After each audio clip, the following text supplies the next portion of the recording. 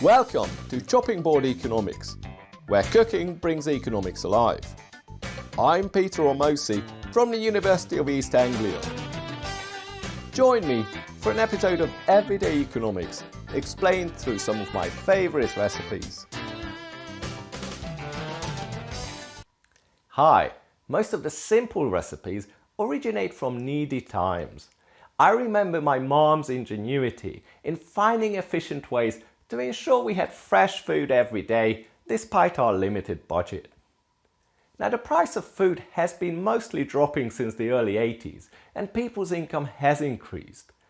But the price of food doesn't carry on dropping forever, and in times of rising food prices, people, especially those who live in poverty, are badly affected. Today, I'm going to show you some of the drivers of food prices, and in doing so, I'm also offering you a simple recipe for a cheap but nutritious meal. For most of the last few decades, the real price of food has been dropping, but the second half of the 70s and the noughties have been a stark reminder that food prices don't always stay down. When the price of food goes up, people have a choice between spending an increasing proportion of their income on food or buying less food. This is bad enough, but rising food prices do not affect everyone to the same extent.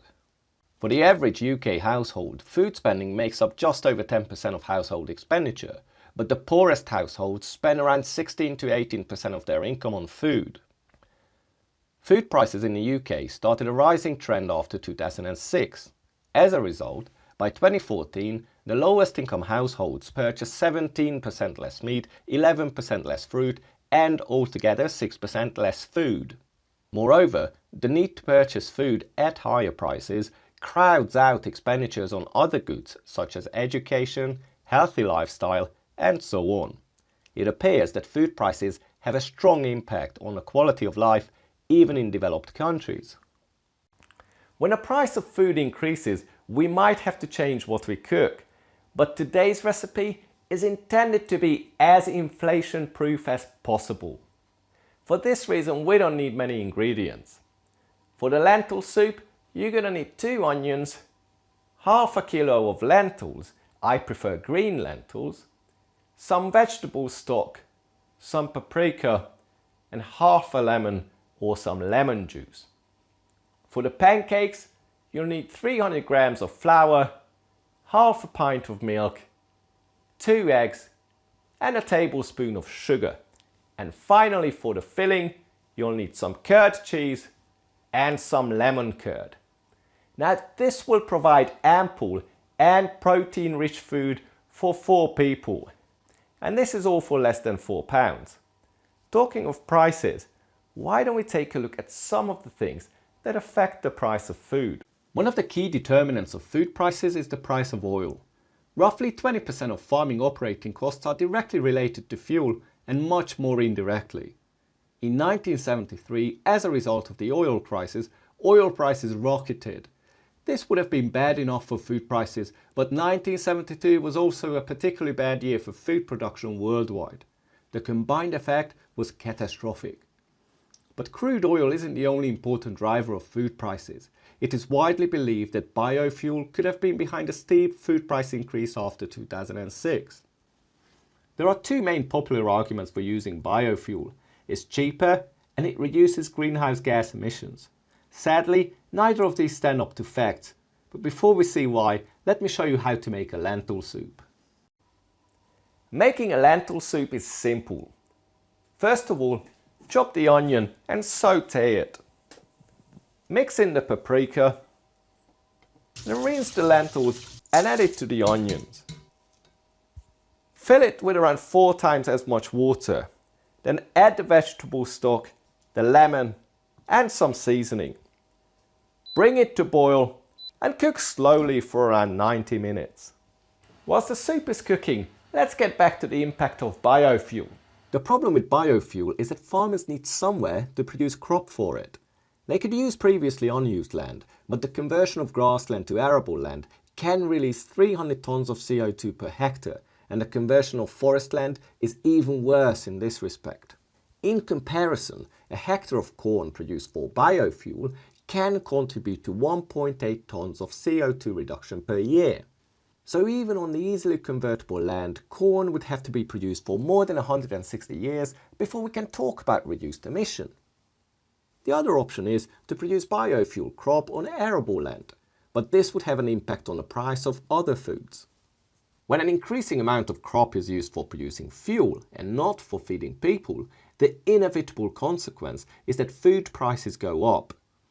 There could be two reactions to this. Farmers might do nothing and carry on producing as much corn as they had been, but now, with additional demand, they can charge more for their corn. So why should you care about the increased corn prices? Well, corn is a very versatile product, to the extent that it is hard to find anything in your weekly shopping that doesn't contain it. When the price of corn goes up, all of these products become more expensive. Livestock producers would also be massively affected, as corn is an essential ingredient in animal feed. If corn prices climb up, farmers will either raise the price of meat or they will have to look for a grain substitute, which in turn will raise the price of that substitute. So an increase in corn prices can have extremely wide-ranging price effects.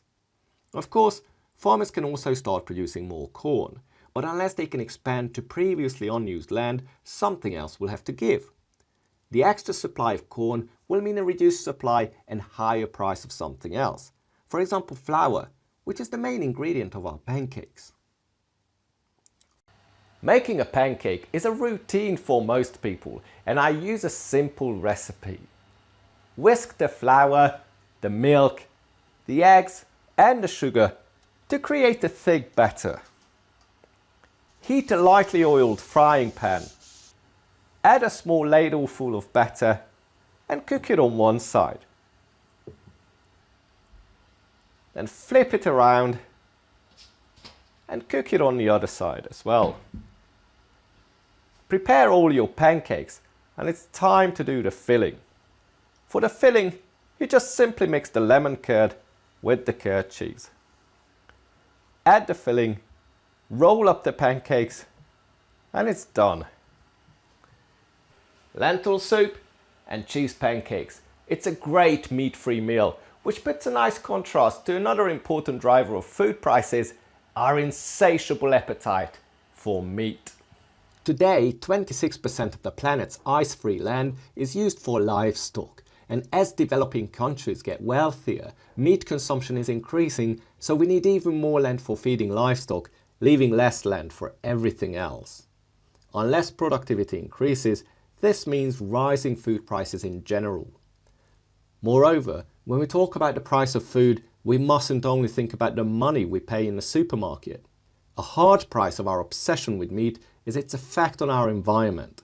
Livestock species contribute to deforestation, water pollution, air pollution, greenhouse gases, desertification, erosion, and human obesity.